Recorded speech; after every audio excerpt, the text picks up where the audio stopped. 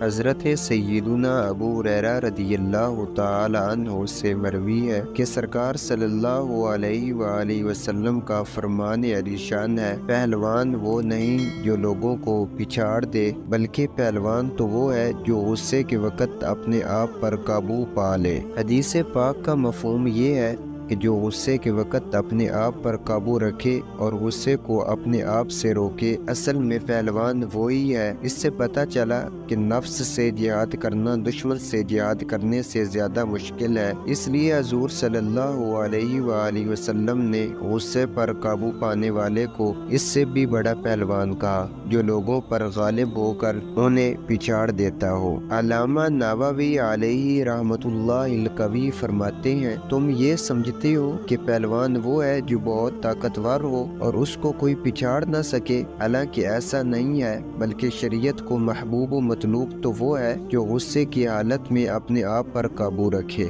حضرت سیدنا امام جعفر صادق رضی اللہ تعالی عنہ کے ایک غلام کے ہاتھ سے آپ رضی اللہ تعالی عنہ کے کپڑوں پر پانی گر گیا تو آپ رضی اللہ تعالی عنہ نے اسے تیز نظروں سے دیکھا۔ غلام نے کہا، میرے آقا، والکاظمین الغیظ، اور غصہ پینے والے۔ آپ رضی اللہ تعالی عنہ نے فرمایا، میں نے اپنا غصہ پی لیا۔